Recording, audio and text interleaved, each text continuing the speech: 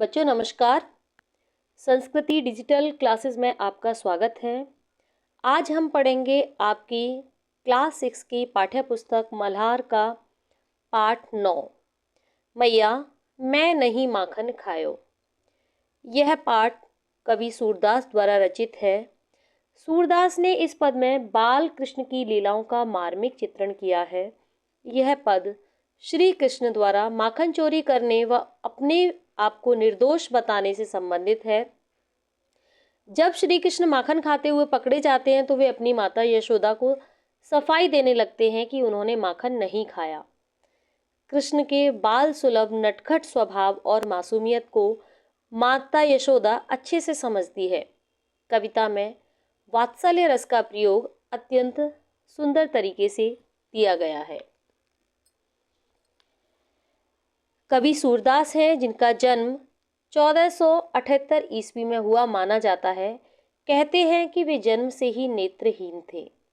उनकी प्रमुख रचनाएं सागर, सुरसारावली और साहित्य लहरी श्री कृष्ण के जीवन से संबंधित हैं। भक्ति काल के प्रमुख कवि और कृष्ण भक्ति शाखा के अग्रणी कवि माने जाते हैं। काव्यगत विशेषताएं वात्सल्य और भक्ति रस के श्रेष्ठ कवि हैं। सूर उपनाम से भी जाने जाते हैं। इस पाठ में वात्सल्य रस का सुंदर चित्रण किया गया है। सूरदास जी ने माँ बेटे के प्रेम को अद्भुत तरीके से चित्रित किया है। भाषा शैली सरल और मधुर ब्रजभाषा का प्रयोग किया गया है। हृदय स्पर्शी शैली और अलंकारों के सुंदर प्रयोग से काव्य प्रभावशाली बन जाता है। श्री कृष्ण की बाल लीलाओं का इतना सजीव वर्णन है कि पाठक स्वयं को उस दृश्य में पाता है। पद का सारांश। यहाँ पर श्री कृष्ण पर आरोप लगा है। श्री कृष्ण पर माखन चोरी का आरोप लगता है। माता यशोदा श्री कृष्ण से पूछती है कि लाला तूने माखन खाया। श्री कृष्ण अपनी सफाई में कहते हैं कि वे तो सुबह से शाम तक घर से बाहर रहते हैं, गायों को चराने जाते हैं, तो इसलिए वो माखन कैसे चुरा सकते हैं। फिर वो यहाँ पर तर्क देते हैं कि अपनी छोटी उम्र का हवाला देकर वे कहते हैं कि मेरे हाथ तो बहुत छोटे हैं, मटकी तक तो पहुंच ही नहीं सकते। अंत में यशोदा मैया मुस्कुराती हैं और कृष्ण को अपने गले से लगा लेती हैं। तो आइए सूरदास जी के पद का गायन करते हैं और इसका भाव समझते हैं। मैया मैं नहीं माखन खायो। काव्य हमेशा हमें गाकर ही पढ़ना चाहिए। भोर भयो गैयन के पाछे, मधुबन मोहे पठायो। मैया मोरी मैं नहीं माखन खायो। जब श्री कृष्ण पर आरोप लगता है कि तुमने माखन खाया तो श्री कृष्ण अपने बचाव में कहते हैं कि हे मैया मैंने माखन नहीं खाया। भोर भयो गैयन के पाछे, मधुबन मोहि पठायो। भोर भयो यानी सुबह होते ही आपने मुझे मधुबन गायों को चराने के लिए भेज दिया था। चार पहर बंसी भटक्यो, सांझ परे घर आयो। और मैं सुबह से लेकर शाम तक चारों पहर बांसुरी बजाता हुआ वन में भटकता रहा और शाम होते ही मैं घर पर आया हूँ। मैं बालक बहियन को छोटो। फिर यहाँ पर श्री कृष्ण अपने आप को बताते हैं कि मैं तो छोटा बालक हूँ। मेरे हाथ बहियन यानी हाथ जो है, मेरे हाथ भी बहुत छोटे हैं। चीको कई विध पायो। चीको यानी जहाँ पर माखन रखा हुआ होता है, वह ऊंचा स्थान जहाँ पर माखन रखा हुआ होता है। तो यहाँ पर श्री कृष्ण जी कह रहे हैं कि मैं तो छोटा सा बालक हूँ, मेरे हाथ बहुत छोटे छोटे हैं। भला मेरे हाथ इतने ऊपर छीके पर कैसे पहुँच सकते हैं। ग्वाल वाल सब बैर परे हैं, बर बस मुख लपटायो। यहाँ पर श्री कृष्ण यशोदा मैया से कहते हैं कि हे मैया ये जो सब ग्वाल वाल है ना, वो मुझसे बैर करते हैं, इसीलिए उन्होंने जबरदस्ती मेरे मुख पर वो माखन लगा दिया है। हे मैया मैंने माखन नहीं खाया।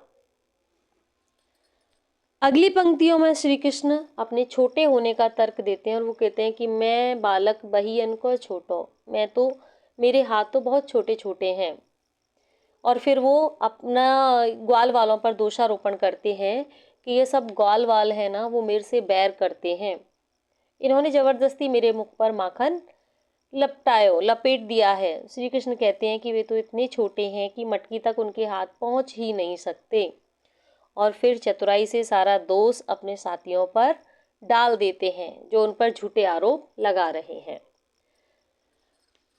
आगे, तू माता मन की अति भोरी, इनके कहे पति आयो। श्री कृष्ण यशोदा मैया से कहते हैं कि हे माँ, तू मन की बहुत भोली है, इन सब की बातों में आ गई। जिये तेरे कछु भेद उपज है, जाने पर आयो जायो। यहाँ पर श्री कृष्ण यशोदा मैया से कहते हैं कि जिये तेरे कछु भेद उपज है, यानी तेरे दिल में मेरे लिए कोई संदेह है, तू मुझे पराया समझती है। ये लो अपनी लकटी कमरिया, बहुत ही नाच नचायो। ये जो लाठी और कंबल है माँ यशोदा ने जो कृष्ण को दिया है, वो क्या कहती है कि ये इसको अपने पास रख लो, इनकी वजह से मुझे वन वन भटकना पड़ा, गाय चराने के लिए जाना पड़ा। अर्थात श्री कृष्ण माँ यशोदा को चेतावनी देते हैं, कहते हैं कि यदि वे उन पर विश्वास नहीं करेंगी तो वे अब गाय चराने के लिए नहीं जाएंगे। सूरदास तब बेहसी यशोदा ले और कंठ लगाया। और सूरदास जी कहते हैं कि इन सभी बातों को सुनकर यशोदा मैया हंस जाती हैं और श्री कृष्ण को अपने हृदय से लगा लेती हैं। यहाँ पर तू माता मन की अति भोरी, श्री कृष्ण माता यशोदा को भोली बताते हुए कह रहे हैं कि तू माता बहुत भोली हो, इन सभी ग्वाल वालों के बहकावे में आ जाती हो। फिर उन्होंने संदेह किया है कि जिये तेरे कछु भेद उपज है, तू मुझे पराया समझती है। ये लो अपनी लकुटी कमरिया, बहुत ही नाच नचायो। और श्री कृष्ण गाय ना चराने के लिए यशोदा मैया को कहते हैं कि ये रख ले अपनी लकुटी और कमरिया, ये मुझे बहुत नाच नचाती है, इनकी वजह से मुझे वन वन घूमना पड़ता है। स्नेहपूर्ण समापन। सूरदास तब विहसी यशोदा ले उर कंठ लगायो। और यशोदा मैया बड़े प्रेम से श्री कृष्ण को अपने हृदय से लगा लेती हैं। यहाँ पर श्री कृष्ण अपनी निर्दोषता साबित करते हैं। माता यशोदा को अपनी निर्दोषता के पक्ष में वो तर्क देते हैं। क्या तर्क देते हैं कि मेरे तो बहुत छोटे छोटे हाथ हैं, मैं तो बहुत छोटा हूँ, और अपना बचाव करते हैं कि घर से अनुपस्थित छोटा कद, मित्रों द्वारा झूठे आरोप, ये सभी उन्होंने तर्क दिए। विश्वास की अपेक्षा करते हैं, अंत में वे माँ से विश्वास की अपेक्षा करते हैं कि वे उन्हें पराई संतान ना समझें। सरल, सहज और मधुर ब्रज भाषा का प्रयोग किया गया है। भावानुकूल शब्दों का चयन से पद को प्रभावशाली बनाया है। अनुप्रास, यमक, उपमा, अलंकार का प्रयोग किया गया है। वात्सल्य रस है। वात्सल्य और हास्य रस की प्रधानता इस पद में देखी जाती है। माँ बेटे के प्रेम और बाल सुलभ चतुराई दोनों का ही सुंदर मिश्रण है। पात्र परिचय। इस पाठ में श्री कृष्ण जो कि चतुर, बुद्धिमान और मासूम बालक हैं, माता यशोदा स्नेहमयी, वात्सल्य से भरपूर है, ग्वाल वाल सब श्री कृष्ण के मित्र हैं, और सूरदास जी इस पूरे दृश्य का वर्णन करने वाले कवि हैं। प्रमुख घटनाएं। सबसे पहली घटना, यहाँ पर श्री कृष्ण पर माखन चोरी का आरोप लगता है। यशोदा मैया उनसे पूछताछ करती हैं। श्री कृष्ण विभिन्न तरीके से तर्क देकर अपनी निर्दोषता साबित करते हैं और माँ यशोदा को अलग अलग तर्क देते हैं और निर्दोष होने का प्रयास करते हैं। अंत में माँ यशोदा मुस्कुराती हुई श्री कृष्ण को प्रेम से गले लगा लेती है।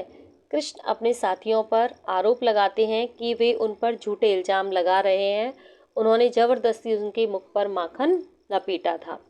इस पाठ में माँ और बेटे के रिश्ते की मिठास बताई गई है। यह पद माँ और बेटे के बीच अटूट प्रेम बंधन का सुंदर चित्रण करता है। यशोदा का वात्सल्य और श्री कृष्ण का बाल सुलभ व्यवहार अत्यंत मनोहारी है। बच्चों की सहज चतुराई और निर्दोष व्यवहार का अद्भुत चित्रण किया गया है। बच्चों को सोचने और तर्क देने के तरीके को बखूबी दर्शाया गया है। भक्ति काल में कृष्ण भक्ति की प्रधानता और महत्व को दर्शाया गया है। श्री कृष्ण की लीलाओं के माध्यम से भक्ति की सरलता का संदेश दिया गया है। तो आइए इस पाठ के प्रश्नोत्तर हल करते हैं।